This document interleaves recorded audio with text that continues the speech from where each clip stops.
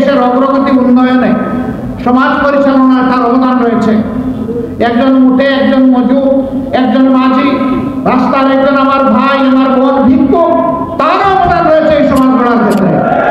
সারাদিন দুয়ারে দুয়ারে ভিক্ষা করে হাত পেতে যেটুকু টাকা পায়, সন্ধ্যাবেলা দোকানে ঢুকে সে বাজার করে।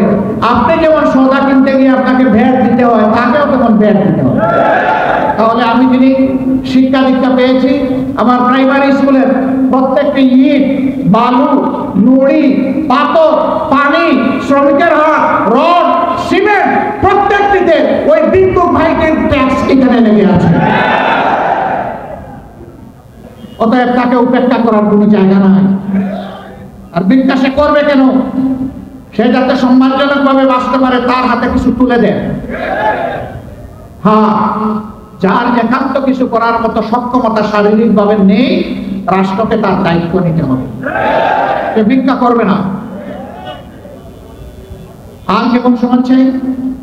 এই যে এখানে শত শত যুবক আছে, শিক্ষার পাঠ চুকিয়ে মাস্টার শেষ করার পরে, কামিল শেষ করার পরে, দাওরায়ে হাদিস শেষ করার পরে, বিভিন্ন টেকনোলজিক্যাল ইনস্টিটিউট থেকে সার্টিফিকেট নিয়ে আসার পরে এই অফিসে, ওই অফিসে, এই দুয়ারে, ওই দুয়ারে, এই মামার কাছে, ওই খালুর কাছে তাদেরকে ঘুরতে হয়। আমরা এমন শিক্ষা চাই না।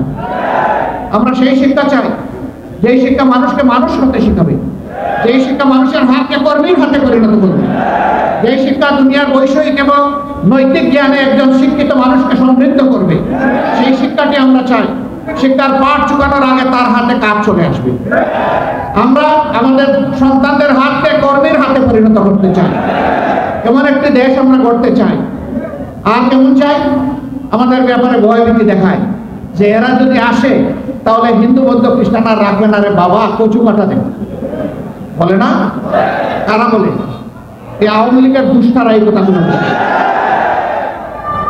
আমি আল্লাহর উপর ভরসা করে বলছি, 72 সালের 10 জানুয়ারি শেখ মুজিব পাওয়ার হাতে নিয়েছেন।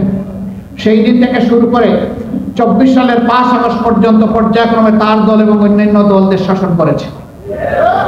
আমরা চাই একটা আন্তর্জাতিক নিরপেক্ষ তদন্ত কমিশন হোক।